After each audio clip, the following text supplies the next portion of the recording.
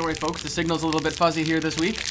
Just kidding, that's my lunch, and I don't have an idea for an intro, but welcome back to episode 9 of the Weekly Puck Off. Sure. I guess it's about that time to fire up the amps. I don't have one. Connor's back. As the case may be. Connor, what, the music's too quiet. Can't turn it up. Okay. Connor's back, finally. Coach. His rehab session went really well the past couple of weeks. I want to go ahead and assume that he probably didn't listen to the previous 2 weeks, but we got quite a few jabs in at his expense, which we always enjoy doing when he doesn't show up. Man, that was definitely my worst intro so far. Normally your intros make me sweat. Yeah, in this case, they absolutely did not. But what does make me sweat is when I've been getting back into the gym recently. Yes, you have. And speaking of that, you kind of described a bit of an incident for me the other day when you were down there during your lunch break, where you were without a towel and this is what you were talking about when you said you had an idea for the intro. Maybe you can explain what transpired. Okay, so you've all met Noggs, or you've heard Noggs doing his fact of the day and getting kicked out of the office, nearly fired. Fact of the day guy. I beat him at Sens Trivia. Anyway, I went down to the gym, we had the same lunch, and he has this famous sort of strategy for getting a towel, shall we say, where he doesn't pay for a towel membership. He decides to just take one off the floor and use it in the towel, or in the shower, use it in the shower, which is kind of disgusting. But this particular day, I forgot a towel, and Brian picked one up off the floor that we were going to both share after our... It gets him in the face! Paul McLean, sorry. Continue. That was Paul McLean? That was Paul McLean. Nice. Continue. Yeah, so Brian picks one up off the floor, and he's like, yeah, I'll just hang on to this. We can use this after we're done. Just take turns going in to use it, dry off kind of thing. That's disgusting. We look at the towel, and there's a shit stain as if someone has wiped their ass directly with this towel. Like, it wasn't a little bit. It was like a big streak of feces just right across the bottom. Do we know for a fact it was feces? Did we get the towel DNA tested? Unless they brought it outside and wiped it through the mud, it was definitely shit. Anyway, we didn't use that one, but after the workout, I came up with a brilliant plan. I went and, when no one was looking, I quickly scavenged through the hamper where all the used towels get thrown in. So at least that way there was a 50% chance I'd get a woman's towel, because they seem to be generally cleaner humans than men. Yeah. At least based on most of the men and women I've seen at the gym. The women, you know, when they sweat, it's all like, whew, I'm a little sweaty. The men are just like, oh. I don't know. Oh. Some of the women I've dated over the years, I don't know. Well, that's best saved for another pod. A smelly, anyway, smelly clam. I snagged what appeared to be a fairly clean towel, hung onto it and dried off with it, and I don't have any diseases yet, so I think I'm in the clear. However, you're still with us. After that, Brian came in. He's like, "Hey, mind if I borrow that towel?" So 3 humans used the same towel. By the time Brian got it, it was sopping wet. Like, he probably had to wring it out to dry anything off. But anyway, that was our gym experience last week. Got a good run in. And built up my immune system while I was at it. Because they charge you the $2. So if you forget your towel, it's $2, and you ask the friendly Good Life staff, the ever so friendly staff to front you a towel, sometimes they'll charge you $2. Every now and then they'll hook you up, but I'd say at least 50% of the time they ask me for $2. So if I don't have a toonie on me, I don't want to take the chance and then look like an idiot for not having $2 handy to buy a towel. So lately I've just been like, I always bring a towel from home, but this time I forgot. And that one particular case, I didn't have a toonie on me, so I just went balls deep. I'd dry myself with toilet paper before I fucking did that. Connor, you would put back your clothes on and come back up to work sopping wet. I would. Coach, your idea was to park yourself somewhere in the vicinity of the hamper and then just sort of like check out the people that were depositing until you find like the right one. I think we need some volume on this. What before I would have done. I'll turn it up from here. I've got it maxed on this thing. Okay. What I would have done is I would have, set it at the water fountains right next to the towel dispenser. And, I would have waited for a nice looking lady, not too sweaty, Yeah. Because then I would have been like, fuck, I'm happy to use your towel. This isn't you all over me. This isn't at all creepy. No, it would be really creepy. And now you're on a list. Speaking of lists, I see Steve's got some notes over there. Well, yeah. Do you have any lists? Well, it's been quite a week in hockey, as it always is. So I know there's one game in particular you want to talk about, Colt. So should we just dive right into Ottawa St. Louis the other night? Or do I hope the fans aren't starting to grow tired of me ranting on about the Sens, but I was very impressed with the way they played against the St. Louis Blues on the road, outplaying the Blues, 2 goals were called back on premature whistles by the ref, one of which they ruled after the fact as incidental contact. You can debate that one. The first goal was a good goal. They accidentally blew the whistle. But what can you do? Pesky Sens still battled back, tied it up with about 40 seconds left, and won in a shootout. Bobby Ryan heating up and scoring that winning shootout goal. Yeah, Ryan was great that night. Against the powerhouse St. Louis Blues, and they looked good throughout the full... That's the first time I've watched them play this year, that they played a full 60 minutes of hard hockey with no stupid... I mean, you're going to make mistakes, but no stupid mistakes, like Anderson giving the puck away, open net against Calgary. Mistake-free hockey. Carlson overskating the puck and giving up a breakaway against the Leafs. There was none of that. There was none of that stupid mistakes, and lo and behold, they ended up competing and defeating one of the hottest teams in the entire league right now. Here's the play that I love from Bobby Ryan. Oh, is it still doing that cutoff thing? I think it might be. I think we need to redo these sound clips and leave like a second of blank noise at the beginning of each. Yeah, that would work. Yeah, Maybe we should good do that. thinking. Wow, that must have been genius perspiration there. Wow. You hear that, supervisory towel. staff in the office? You can add that to my year-end review. Yeah. Innovation is like a 5 out of 5. We do our podcast in the nether reaches of certain institutions' office space where we work.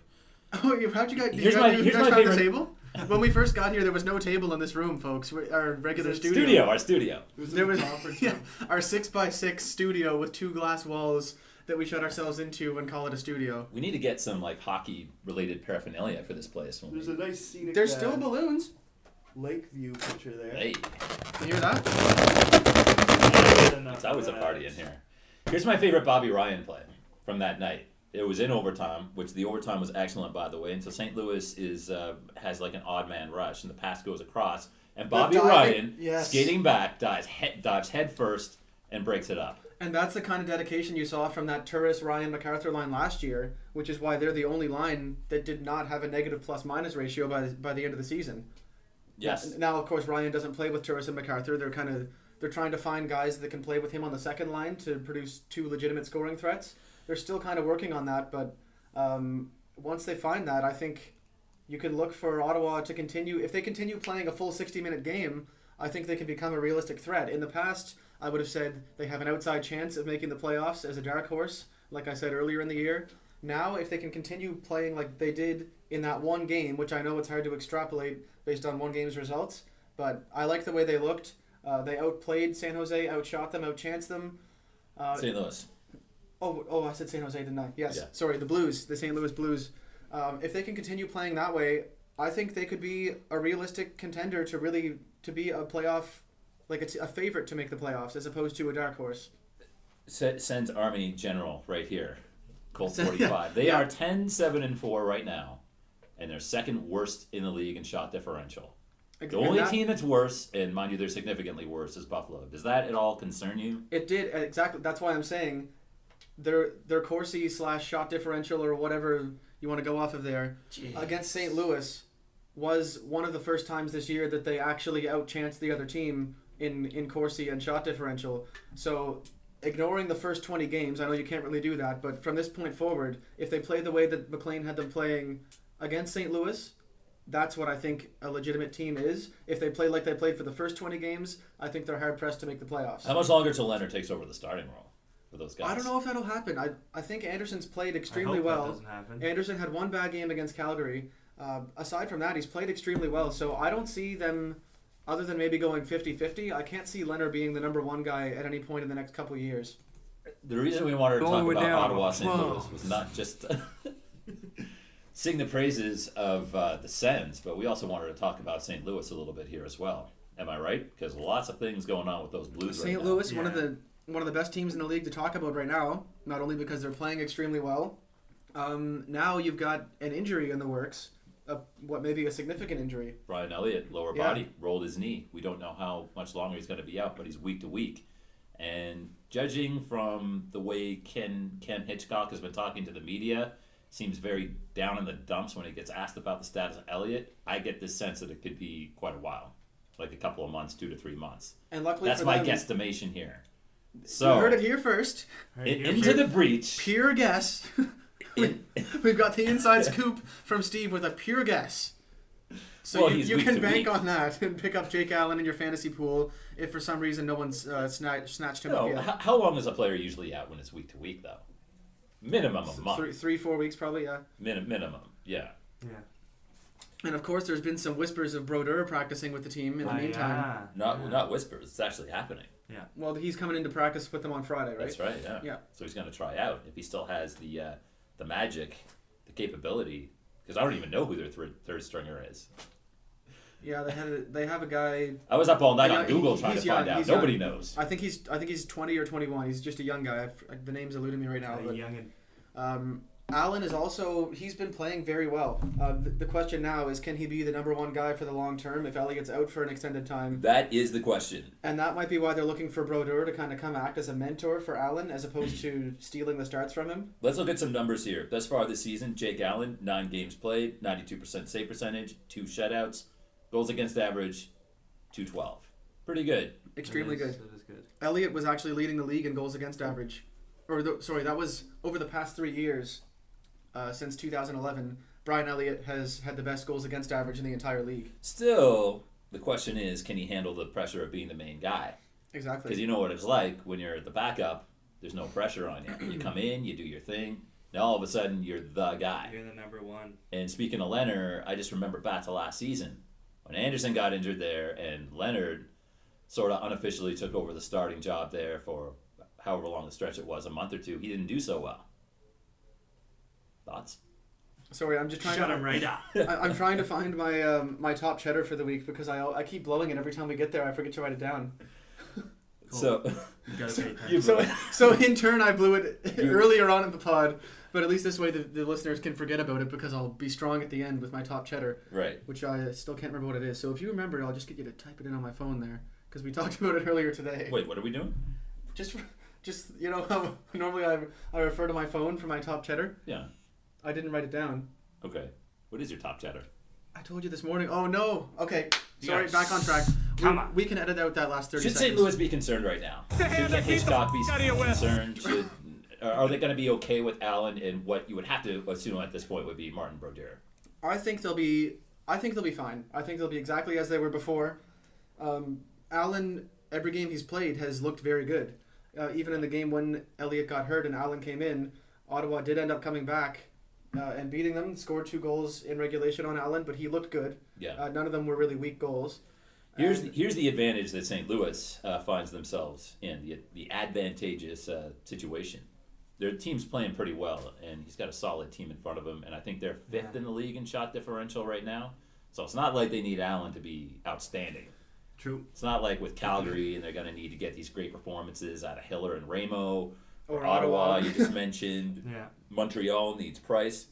St. Louis doesn't need Allen to win a Vezina.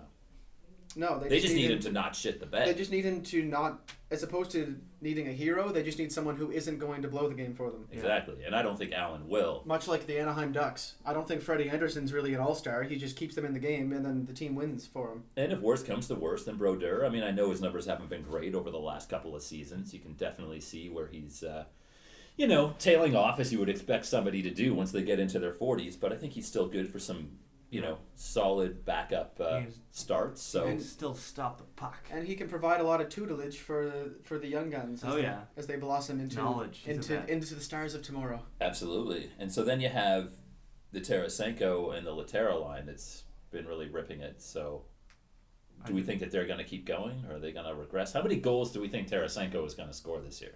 What's he at right now? He is at Checking the fact sheet. 12.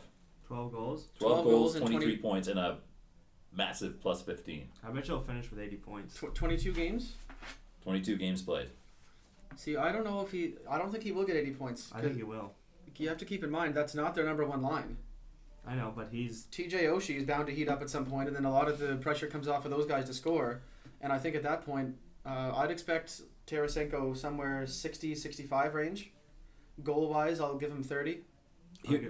Here's the benefit of them being their second line, though, as they are, basically unofficially right now for St. Louis. Although really they have 3 lines that are pretty solid. I mean, I know Steen hasn't been great, but I don't know that they're necessarily seeing the other team's top checkers. I mean, I suppose you would, but not being the number one line, right? I don't know. What do you think? The other teams, maybe they are considering them the number one scoring threat at this point. Maybe they are the ones getting shut down. Yeah. Maybe Oshie's line is going to... Maybe maybe Oshie's line is the second line in the eyes of the other teams. Maybe St. Louis uses Oshie as the first line, but perhaps Tarasenko is seen as the number one scoring threat by the opposition, Yeah. and maybe he will start to get shut down more. Right now they almost have like 2 first lines. Yeah, it's almost like a 1A and a 1B. Yeah. Right. Like Pittsburgh.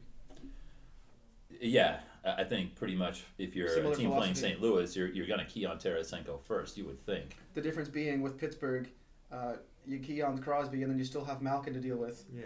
In this case, Oshie's been slumping, so they're not really too concerned about him. Here's something that makes St. Louis scary to me. They're doing pretty well right now. They're second in the Central. They're 14-6-2. Oshie and Stastny have not played that well. And Steen. And neither Steen. So what happens when these guys start to heat up again? Which Exactly. they invariably will. And once that happens, I think that's when Tarasenko's line starts to tail off, and they become the legitimate number 2 line, and the Oshie line starts to get the majority of the points offensively. What's your favorite Tarasenko goal of the season thus far? Oh, it has to be the one where he deked through 2 or 3 defenders there, and then did the little one hand tap in. I've never seen that done other than a shootout. That was incredible. To do that mid game with the half second to decide what you're going to do was just it's not something you see very often. No. That's something you see a guy like Datsuk pull off. And that was Tarasenko's first real head turning game too. I think that was the first night that he really lit it up. Yeah, that was like his coming out party, it so to was speak. one of the first big goals he had, and it was just filthy. I'm going to say that wins goal of the year.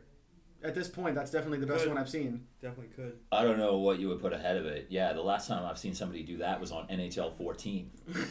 I don't even know if I've seen it then. I can't even do that on NHL 14. I'm not Yeah, that I don't sure. what button combination of buttons gets you that result. I can't even Like, score on NHL 14 half the time. I don't play video games. I want to be like you. Mine would be the one against New Jersey, November 6th, the one where he dekes through like 3 Devils, spins around and goes top cheddar off the backhand. That was pretty nice too. And you notice the trend between those 2 goals. Each one involved deking through 3 defenders. 3 defenders. Yeah. So it's not just like he's getting a breakaway and making a nice move. He's creating a breakaway for himself and then making a nice move and scoring. So, I mean, early top cheddar for... we're not quite at that point yet, but early top cheddar for Tarasenko. Attaboy. Not them yet. Tarasenko. What the hell just happened there? I dropped my phone. Oh, no. It's okay. All right. Yeah, so that's a good little Here's another synopsis. Here's another thing about that Ottawa St. Louis, the ridiculous amount of goaltender interference penalties that got called. Because you talked about the Ottawa one, St. Louis had one disallowed as well. Isn't it starting to wear just a little bit thin with you guys? Some of these ridiculous calls that have been getting made. I almost feel like, you know how they've well, not invented, but started actually calling this year the embellishment diving by the forwards. I think that you got to start doing that on goalies. Yeah. If you go upstairs and see, I mean, I don't want to start name dropping, but Carey Price is pretty famous for this. Right. He gets slightly grazed by somebody and flops around like he's a European soccer player. He knows how to play the game, so to Yeah. speak. So if you're doing that, I say that's a goal. That's a goal for the opposition. If you can't stand on your skates, especially if the guy is barely even in your crease, like if he's in your crease with his ass in your face and he hits you, then that's fine. But if he's just on the perimeter of the crease and his stick happens to graze your left skate while you're trying to make a blocker save, Man, I'm stop not the a big puck. fan of people being in my crease with their ass in my face. Okay, let's just keep going. jeez. I Let's was, just I was keep waiting. going. I was giving Connor a couple seconds for a soundbite, but I Yeah, guess so we're. do we not have a sound clip for that? There's got to be something. Yeah. Oh yeah. Wait. Not bad. I'll give you a 5 It out of 10. works. It works. Oh, jeez. They should at least get a 2-minute penalty. I mean, come on. If we're going to be calling diving, and this is getting to be like roughing the quarterback in the NFL, where they just go overboard, and I know what the intention is to protect the marquee player, the quarterback. In the case of hockey, the marquee player is the goalie, so of course they have to protect them. Of course they do. But this has just gone too far. Yeah, and it's become a part of the game where the goalies are so good that you can really only score on them if they can't see the puck.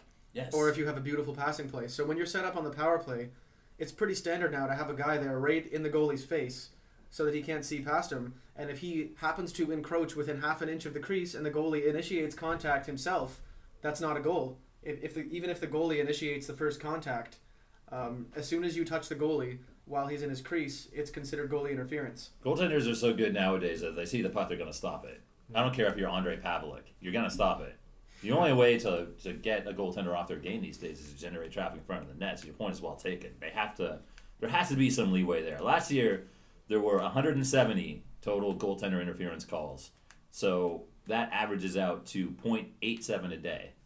Which, by the way, do you guys know who led the league in goaltender interference penalties? Not goaltenders, but players that were guilty of goaltender interference. Who led the league? You asked me earlier. I know Boston. the answer already. No, he wants a player. I said Holmstrom, but I think that was a bad guess because I'm pretty sure he retired. That was incorrect. But I thought you meant of all time. No, just last season. Yeah. Just last Chara. year. Not Chara. He plays for Montreal. The guy who led the league played in Montreal. I don't want to say because Darnay? I already know the answer. No, think of a little shit disturber. A little but runty, a grinder who can Gallagher. score. Yeah, there you go. massive heart on the guy. Brendan Hart on the guy. Massive hard on. Massive hard on. Sound Enlarged please. heart. At the end of the Grinch vote. Brendan Gallagher more than doubled the rest of the league, or the second place at least, with 8 goaltender interference infractions. So far this How's season, that for karma? Because Price probably initiated half of those penalties. on the other end of the ring. Yeah. So far that- this season, That team was responsible for every goalie interference penalty called last year. 1.06 a day. So far this season, it averages out to So it has 54 gone up. 54 total calls. 51 days so far this season, so 1.06 a day. So yeah, they're on the rise. It's more than one a day. Yeah, Far that's too many. It's craziness. high percentage. I mean, maybe the players are just getting more aggressive too, though. You never know. It might not be the refs just inventing these calls. Yeah, Maybe- but a lot maybe the of calls are that. happening. A lot of them are kind of questionable. I have to admit. A lot of the calls are horse shit. How are we doing for time there, Coach? 22 minutes. 22. We've got to wrap it up, and we're at the halfway point now. Let's keep her moving. All Who right. do we got coming in here today? Oh yeah, we got to. Is the we fat got guy the coming in? fat guys coming in, and Have we you got told- someone special for our You Blew It, or Top Cheddar, Yeah. however you want to. That'll be a surprise. Every time we say the fat Whatever you guy, I wanna think call it. someone's calling him like the fat guy, like a 300-pound man just coming in No, here, the worst. heavy breathing with a bag He's of heavy. chips. He's a little heavy set. He's stocky. He's stocky and he's not tall, but he's not slim. How about those Jets? Michael Hutchinson, fantasy relevant? No. No. I don't think so. You tried to make me I pick him up don't the other day. know. Check out these numbers. Okay, How many games has he played? before? 7. 7 games. 94.7% save percentage, 4-1-1, goals against average, 150. And Pavelik over the last 4 games has been not the good. Yeah, but that 'Cause he's that's 1 and 2 seven, and he's 7 games and 4 87.2%. games. Right now, if you look Maurice at said that Hutchinson is going to start getting more starts. He said that. okay, but let's just look at some other save percentages in this first little portion of the season. I'd be willing to wager that Rask has a lower save percentage than both of those guys. Would you prefer to have Hutchinson on your team than Rask? Of course not. But that's. Henrik how does that- Lundqvist has a lower save percentage than both of those guys. Of course, I'm going to go with Lundqvist. In However, in this small sample size, I am not going to find Lundqvist or Rask on the waiver wire. See, am I? yeah, like I That- just, okay, I that's a just good lost Luongo. So. Okay, if you're in a desperate situation, maybe you take a chance on Hutchinson as a short term, see how he does. If he takes over the starting role, maybe you look like a genius, especially where Pavelik is wildly inconsistent and the Jets are starting to look better this year. Here's what I would say to anybody who is looking for some fantasy advice. Put him on your watch list and see how the starts go. Because he has been playing pretty well, and of course, it's a very limited sample size, so, how much can we really infer here? However, he's looked better than Pavelik. He's looked better than Andre. Yeah, that's certainly hard to do worse. The legend of Philip Forsberg continues. He scores the overtime winner last night against the Edmonton Oilers. Very nice Kid's goal. good. Kid is good. It's awesome. He's got 23 points in 22 games. He's a robust plus 19, which still leads the league Robust. in plus minus. Nice. Yeah. What a season the guy's having. I mean, come on. We talked about last time who the winners would be. Our predictions. Can there be any doubt that this guy wins Calder? At this point of the season, it's pretty hard to argue against that. Yeah. Especially where one of the other leading candidates was Tanner Pearson, who is an absolute bust. Absolute disarray. Yeah. He's lost his game and he is floundering. The other- Forsberg is still going strong. The other guy you liked was Damon Severson, who's now officially proven that he's not as good as he was in that 5 or 6 game stretch when everyone went crazy over him. Yeah, I got a little excited. You got a little caught I up. put him on my fantasy outfit for a minute, and then I unceremoniously dumped him a week or two later. What about Yuri Laterra? Is he not considered a rookie? He's too old. He's 27. Oh, there's an age Is he restriction. actually? Is there Yeah. an age restriction? There is an age restriction. What do you have to be? Under what? I'm not sure. I would imagine 25, but 27 is too I old. didn't. I was thinking I Laterra don't would think be. Drouin's got a chance. Well, they're still the season's still young. Yeah. He has been a healthy scratch the last couple games, but if they finally smarten up and put him on a line that can put the puck in the net, he has. What does he have? 10 points playing on the fourth line. He is scoring. Yeah. A little bit of time here and there on the first line with Stamkos, but for the most part, not even any power play time. And he played with Paquette, the no-namer French guy there. That, I mean, what are you doing down there with him? And he got 10 points on the fourth line. Yeah. Yeah, he should be on first or second line. But it's not looking like they really see a spot for him there at the moment. This is like trying to make gourmet, dinner concoctions with a McDonald's chef. It's just not going to work. Was that a bad metaphor? Speaking of McDonald's, do we want to get our guest star in here? Fuck, I don't even want to think about McDonald's. Didn't we tell him to come in at Well, we got a little bit more to We get told him to. to come in at 1:30. It's now 1:39. Like, What a cocksucker. do you have his number? Which one? Fact guy or non-fact guy? The non-fact guy. I'll text the fact guy. He'll be here momentarily because he's reliable. If there's one thing he's reliable for, it's leaving his desk and not doing his job. Exactly. John Klingberg, 8 points in 8 games. Dallas defenseman. Number one power play unit, kind of took over for Trevor Daley and Alex Goligoski, at least for did. now.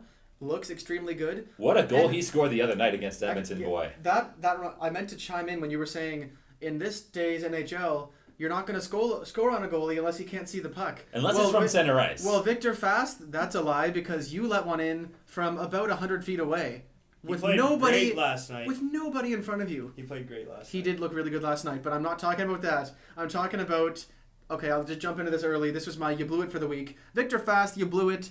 You're in the NHL. You let in a slap shot from center ice. Yes, it was wobbling. Don't stab at it with your gloves. Slide over and let it hit your chest.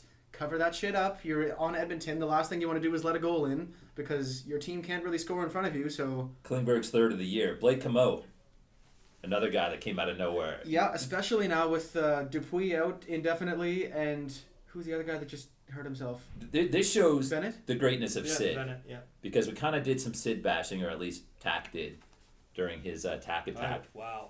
He hates the Penguins, by the way, being Yeah. a Red Wings fan. Little bit of So bias we there. should have probably maybe qualified his comments and pointed that out. He backed them up with legitimate fact. He did. And I appreciate that because we would have all just been it would have been a big Sidney Crosby fanboy experience if it wasn't for Tack in here. So it's good that we had him in. Comeau's career high, 46 points. It was with the Islanders in 2010, 2011. That was in like 80 games, 77 games, 24 goals. So far this season, 13 points in 20 games. And 8 goals. And he only played with Crosby for about half of those games. That's right. So as long as he stays on the top two lines, which right now they have him on the second line, according to Daily Faceoff, with Malkin and Kunitz. But What? regardless of who he plays with on those top two Malkin lines, That doesn't make any sense. Kunitz plays with Crosby always. well, apparently they changed them up then when they play Toronto. Maybe daily face-off, you blew it? Yeah. They always go with the line combinations from the last game, so I think maybe they were trying something different. Okay, interesting. So that means Hornquist was up with Crosby. We had a viewer question about Florida. Yes, right. Thank you to Brennan Allen for the viewer question. I forgot to touch on that last week because we were running way overtime on our Crosby dilemma.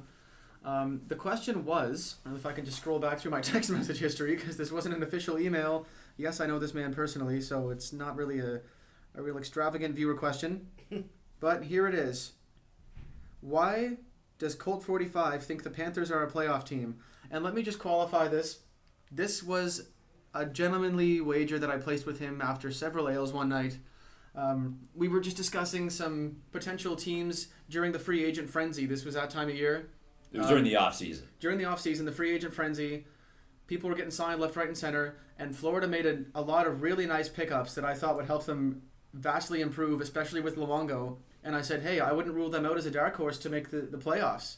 And he was like, I'll bet you $20 that there's no way they make the playoffs. And I was like, yep, I'll do it. And then you had some Jaeger bombs and you felt But- more. Worth a try. I didn't even really mind that prediction too much until teams like the Islanders showed up with getting Boychuk and Leddy. The one thing they were really lacking was defense, and those two have played really well for them so far this year, accompanied by Wisnowski coming back from injury. They've got a solid lineup top to bottom. Halak, early struggles, but looking good lately. So teams like that I didn't really expect to be good have now emerged and played well, especially the Leafs as well. I didn't expect them to be in the playoff picture at all. And now Florida's lacking God's gift to Twitter, Luongo. Being out pretty much, in my eyes, rules Florida out of any sort of success whatsoever. So yeah, thank you, Brennan, for pointing out my flaws, but I blew it. I picked Florida. They're not going to make the playoffs. Florida's a really interesting team. When you look at their lineup. Do you have the team standings right now? I do. I'm just going to point out Florida goes under the radar, but they're not far out of the playoff picture. Take a look where Calgary is. Yeah. Give it another month. Do you think I'm gonna win our wager, Buffalo wager? Florida is 8-6-6. They're 7th in the Atlantic. Look, see, they're above 500. People don't realize. I mean, that's not an exceptional record, but most people don't realize that they are a dark horse. They seem to have a real problem developing their youngsters, though. Like, look at Forsberg and what he's done with Nashville. This is his first year in the league. He was developed. Let him percolate in the minors there for a couple of seasons. Let's look at Florida's young guns and see how they're doing. Jonathan Huberdeau. Remember when he won the Calder 2 years ago? This is what he's done so far this year. 8 points so far this season. Yeah. And how about second overall pick Alex Barkov? 3 points. Jeez. Those are the guys they need to be playing well. Ekblad's playing good though. Ekblad is looking good. And the guys like Bjugstad and Upshaw, I think, are the two guys. I've been checking the stat sheets. I don't follow Florida too closely, but I check the stat sheets every morning. Bjugstad and Upshaw seem to be getting quite a few points. I'd be more so Bjugstad. Upshaw only has 7 and 17. Bjugstad at least has 12, which leads the team. Wow. With Juicy Jokinen. How many? 12. 12 points. Jesus. And that's not because they have a lot of depth scoring. It's because they don't score. Yeah. I think Florida is one of these teams that compete hard. And they had a great goalie. Now I don't know if that can be said. So I'm officially ruling them out. Thanks, Brendan, for picking me apart there. But who's their backup? Montoya. Montoya. Alvaro Montoya. Look who we have here. Is this a surprise guest? It's a surprise tack attack, ladies and gentlemen. Surprise tack attack. Zach. Hey. This was unexpected. I have a quick who would you rather. Oh, nice. Okay. Nice. The pot was getting a little dry, so we need some spice. All right, we're Some talking paprika. goalies here. Oh. Who are we starting? Tuukka Rask against Winnipeg, Jake Allen against Edmonton, or Craig Anderson versus Florida. I need 2 of the 3. I say you. Tuukka and Jake all the way. I think you bench Tuukka. No. Tuukka against Winnipeg. Winnipeg's been looking pretty good lately. They're getting goals. I mean, Rask will more than likely win the game. Wait. You're saying bench Tuukka against Winnipeg? Compared to Florida against Ottawa? I don't know. Do you think Anderson's going to get lit up by the team we were just bashing for their leading scorer having 12 points? More probable than any of those two get lit up. You got to leave Allen in against the Oilers. Yeah. That's a given. That's I guess, a given. Yeah. I think Anderson has a better chance. You're so Sens guy, man. No, if you're playing... Okay, who's a worse team, Florida or Winnipeg? Florida. Who's had a better save percentage so far this year, Anderson or Rask? I don't know. Anderson by quite a margin. Okay. But Anderson's not going to let in... A better goalie. I'll be shocked if Anderson lets in more than 2 goals tonight against Florida. Okay. Well, I hope so, because I have him in my fantasy. Florida's got 2 guys. Didn't we just finish saying they only have 1 guy with double digits points? We did. What does that tell you about their scoring? Winnipeg's it's anemic. Winnipeg's got 4 or 5 guys in double digits. But I have Jake Allen. Oh yeah, okay, yeah. We're starting Jake Allen. That's an obvious one. I'm biased towards Anderson. Connor, you have Anderson on your team. I don't know why you're bashing him. I'm not bashing him. I'm just saying. I don't know. Yeah, I mean, Rask is a better goalie, if you want to look at it that way. But I just think Winnipeg's more likely to score goals than Florida. Maybe you say Jake Allen, because this will be his first night as the official starter, so maybe he's feeling a little jittery. So now we're just And dancing around. Edmonton is not losing games because of lack of scoring, although I know they did get shut out last night. That was against Pekka Rinne. And they put up a ton of shots last night, I think 37. So the one thing they can do is score. They just can't stop other teams from scoring. Yeah. So short answer, we don't know. Tuukka. Long answer, Upon listen to further the review, previous 3 minutes. let's go with Tuukka and Craig Anderson on that What were one. you leaning towards? What was I? Right now, I've got. Who did I put in? I've actually got Rask on the bench right now. Ooh. That was my first thought. But again, little biased towards the Sens, but I don't know. If Florida was playing Boston and Winnipeg was playing Ottawa, I'd switch them. I usually dress goalies based on who they're playing, not based on what the goalie is. I'm going to go with whatever the consensus is. All right. Well, I'm putting this in. we all agree on Allen. Puck-offs. We all. I'm going to raise my hand for Anderson. I think these two are both going Rask. I'm saying start Anderson and Rask, bench Allen. Ooh. Connor? I'm saying start Rask and Allen. So there's 0 consensus. There's 2 votes for each goalie. So I bench everybody. Yeah, just sit them all. I'll sit him all. Allen is an X factor, and Edmonton can score. I would say bench Allen. You know what you're getting out of Anderson and Tuukka. Winnipeg doesn't really score a whole lot if you look at their goals against. They're down near the bottom. But this Put is Rask St. in there, Louis put we're Anderson talking in about. there. Who's lower, Winnipeg or Florida? This is St. Louis. No, Allen plays for St. He Louis. does play for It's St. not Louis, just yeah. Allen who's playing against Of the course not. Oilers. It's the Blues. I think the course Blues are a much better team. They'll win. Than, If you're looking for wins, you go. I mean, Allen is the obvious one if you want the easiest win. Yeah. Save percentage is a totally different story because St. Louis doesn't get shot on as much either. Allen So and if he Rask. lets in 2 goals, his save percentage is below 900 most but likely. he's also got a better chance of getting a shutout then. Exactly. I think Allen's the number 1 there out of 3. I'd say Allen Rask. Edmonton's due for a win. They've lost 8 in a row. They got to win at some point, don't they? I don't know. It's the All fat right, guy. Seems like. How much time do we have left there, Connor? Not that much. All right. I'm Thank you. out, guys. Thank you All very right, much. Tack. Thank you, Okay, so Tack. come on. See ya. Before Tack leaves, let us know who are you going to start tonight. I We'll don't report know. on it There's, next there's week. no general consensus. Okay, yet. wait, hold on. It'll all go on Brian. Brian. Sounds good. All right, so who do I start tonight? Oh yeah. Rask against Winnipeg. Jake Allen against Edmonton. Or Craig Anderson against Florida. I need 2. 2 of them. I'm gonna go with the first 2. So Fuck that Anderson's other Anderson. guy. All right, Yeah. Anderson Craig gets the bench. Yeah, he's garbage. Bingo. But There this we is go. also a Leafs fan who hates the Sens, so Hate the Sens. I voted for Anderson because I like the Sens. He voted against him because he hates them. So There's no general consensus. Anderson you're the tiebreaker. Anderson gets the boot. And that's it. That's Yeah. what I All right. said. Thanks, everyone. Get ready for Anderson's shutout tonight against Florida. Peace. Thanks, Tack. We got 7 minutes. Good 7 lead. minutes. Brian, back to the day. Go. Okay, wait. Welcome in. I don't know if you heard that lovely Creed. Actually, Wow. Is it Scott Stapp? Is it Brian or is it Scott Stapp? welcome Scott Stapp into the podcast. He's been sleeping in this. He's been sleeping in the office for the Staying past at 3 the weeks. Holiday Inn. Bankrupt. What do you got for us? Fact of the day, right? Yeah. Okay. This is a local. We have a local in the fact of the day. That local being Sydney, Who? the best ever. Who? Crosby. Okay, who's shaking the table? Brian, are you kicking the table? Stop kicking the table. Anyways, The listeners have complained about all the table rocking. So back to the fact of the day. Sidney Crosby on what day is it today? Friday. 28. So it would have been on the 26th on a Wednesday. Yes. Playing my Toronto Maple Leafs. God bless their hearts. God bless their team. That was a God good bless game. their fans. Great game. Really starting to improve that team is. And anyways, beyond the fact, Crosby with 2 helpers that night reached the 800-point milestone. Here, here. Wow. Local legend. So anyways, that's terrible timing by our producer. Which one did you want me to put on? You really, you know what? That's up to you to decide. We're not. we have important jobs over here. You don't. You're supposed to be doing that. So anyways, back to the fact. Okay, so that's part 1 of the facts. Here's the most important part Here's of the the most fact. important fact of that fact. He did this. Sidney Crosby did this in 537 games, and now before this, only 5 players have done it faster. Those players being the obvious, Gretzky, Lemieux, the unobvious, Peter Stastny, and then the great Stashny. Stashny, if you will call him that too, yeah. The Stashny brothers. Anton and Michel, yeah. Michel, yeah. Come over from the. Boy, use your big boy words. coming over from the revolution of the Czech The Republic, yeah. the Republic of Czechoslovakia. Yeah, 3 incredible players. And Yerhi Kurhi. Right, which surprised me.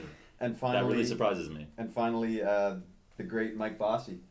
Right. The goal scoring machine of Mike Bossy. Yeah, the So, yeah. Stamkos of his day. And Big time. as Steve mentioned, all of those players who did it faster than Crosby were in the 80s NHL era where there were goals going in left, right, and center. Yeah. Goals are plenty. I So- wouldn't even call it that. It would be more or less. There were smaller things guarding the net. Yeah, goaltender's not as good. Very, very true. Can we play the Scott Stapp or do we even need to now? Because Brian did such a stirring rendition of Arms Wide Open. I don't think we can play it anymore. Okay, But can we sing along.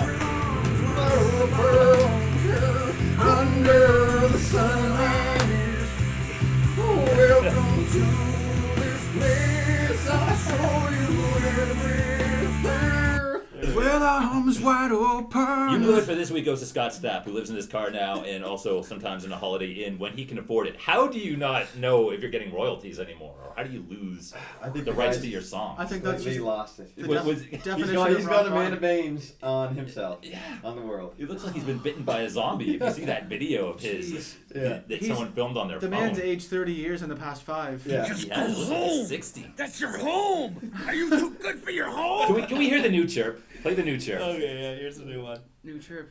Sean Thornton. You can pick the hand I beat the out of you with. What did that say? You can pick the hand I beat the fuck out of you with. Wow. Classic. So that's the You Blew It. Top cheddar, Pat Quinn, who passed away, unfortunately. A legend in Vancouver Canuck and Toronto Maple Leaf circles. And Folklore. yes, You're right. absolutely. Was responsible or was part of the 94 Stanley Cup Finals Vancouver Canucks, which of course had Pavel Bure on the team, right? So the rumor at that time, way back then, was that Bure held the team for ransom before Game 7 of the Stanley Cup Finals against the Rangers, that he would not go on the ice unless the team promised to pay him like $6 million a year. And that was a rumor. Crazy figure back in that day. Yeah, exactly. And it was never substantiated by Bure or anyone else on the Canucks. It was kind of a rumor, but Grapes, Don Cherry kind of ran with it during an episode of Coach's Corner. So just to sort of show what Quinn was like in terms of standing up for his players, I got this off of old YouTube here. Can you play that one, Coach? This is Coach's Corner, and then they interview Pat Quinn Everybody after. knows the reason what it is. It's Pavel Bure last year in the 7th game using blackmail, saying, I either get $6 million or I don't play the 7th game. Now, what kind of a guy is that? That's exactly what happened. He did play the 7th game. How do you know it happened? It happened. Everybody, and it's all over. Everything happened. They signed the guy, Pat Quinn, good Irish guy, would never do that. The owner says sign him because they got a new building coming up and they need a superstar. Need a super. They're not selling out this year. I didn't see it. It's been reported to me that comments were made about Pavel Bure. In fact, very disparaging comments by Don. And I know there's some prejudice in his game as part of the stick and all that sort of thing, but he slandered this young man. This boy didn't threaten to walk out from this hockey team in the 7th game, the 1st game, or anything else last year. I don't know where that got started. It's been going on for a year. We talked and said it wasn't true the last time or at the playoff time, and the story's still going on. I don't know what point Don was trying to make. Well, he made a number of points, but one of them with respect to the idea of blackmailing for Game 7 is something that there was some confusion There's about. an And I have absolute never untruth. heard an official declaration from you that didn't happen. Well, it was made last year, Okay. and I have to make it again half a year good, later. though. It's a Yeah, bunch well- of crap. I went on last year and did God nothing love but him. praise Pat Quinn. Vancouver. How great would it until be it if the got Canucks sick won me. the Cup I this brought year? up all his trades. I brought It would be, Hazen in, and everybody knows the All right, cut. Yeah, Pat Quinn. Really, Great coach. Yeah, legend, really. Hi, Coach. Won the gold medal for Canada at the Olympics. Yes, he did. 0-2. Yep. Lots of involvement in Canadian hockey history. Will be missed by many, and our thoughts go out to him and his entire family, and anyone who's friends with him, has played for him, I'm sure knows that he was a great hockey coach and likely will never be forgotten. Is he a Hall Absolutely. of Famer yet? Or I'm sure he will be. If Well, he he was on the board for the Hall of Fame, so he wasn't eligible. is he He eligible was now? the president of the Hall of Fame. He is now. So he'll certainly be. I'd imagine in the next few years you'll see him in there. Most definitely. He should be. If not, he'll be on the weekly Puck Off Hall of Fame. Was it 3 minutes? One. We're 1 at minute? 44 minutes. What's your top cheddar? Okay. Yes, and actually, I remember I was trying to jot down the top cheddar earlier, and I couldn't remember it. Yes. It just came to me as you were doing yours. My top cheddar was actually for the Detroit Red Wings. Despite the fact that they pummeled Ottawa that night, the entire coaching staff and I believe the management team as well for the Detroit Red Wings were all wearing purple ties in support of Brian Murray battling cancer. Right. Top cheddar. It's tough for myself as a huge Sens fan, and I'm sure everybody involved with the organization.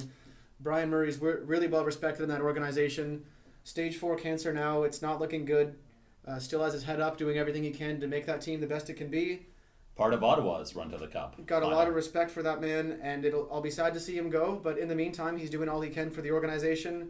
And top cheddar to the Wings for paying their respects to him and helping him, keep his head up and raising awareness for the Hockey Fights Cancer. Yeah. I know a lot of the Sens are fighting for Brian. We're all pulling for you, buddy. So hang in there. Classy on the part of the Red Wings too. Absolutely. Let's hear it for Pat Quinn. Let's hear it for Brian Murray. Yeah, it's a bit of a somber day on our Top Cheddar. We don't usually have to talk about death all the time, but These you know, people it's, deserve all the recognition they get. Respect is given where respect is deserved, and those guys both deserve it. Absolutely. So on a bit of a funnier note, a little more lighthearted, my You Blew It for the week is Victor Fast, as I mentioned earlier, letting in that slap shot from center ice, and just the Edmonton Oilers organization as an entirety. 8-game losing streak now, still haven't won a single game against a Western Conference team. They've won 6 games this year, all of which were in the East. So if you can't beat a single team in your own conference, not only did you blow it, but you're not going to make the playoffs. You need to do something to change what you've been doing for the past 7 or 8 years when you've been equally shitty. I guess I'll stop the Edmonton rant, but you blew it. They're blowing it more. And it sucks because I like Edmonton. I like cheering for those guys. It's just painful to watch. I feel bad for Dallas Eakins. Yeah. I don't think he's going to have a job much longer. I don't think so either. He certainly hasn't done much in the way of changing their team system. Yeah. Maybe by the time we do our podcast next week, check us out on Wednesday. Yeah, whatever day we do this, we're going to start making a little bit shorter ones and maybe doing it twice a week sometimes if we have more to say. If not, we'll have like a 40-minute episode once a week. So you can check us out on Twitter at Weekly Puck Off. Hey! At Weekly Puck Off, send us emails, weeklypuckoff@gmail.com. Subscribe on YouTube. The Weekly Puck Off is the name of our channel. The subscribers are just piling up. We've got tens. Actually, I don't think we do. But we do have. Sure we do. We have six followers now on Twitter. So if you'd like to be the lucky number 7, get on in there at Weekly Puck Off. Send us tweets, anything you'd like us to talk about during the pod. Everybody, puck off. Thanks for listening.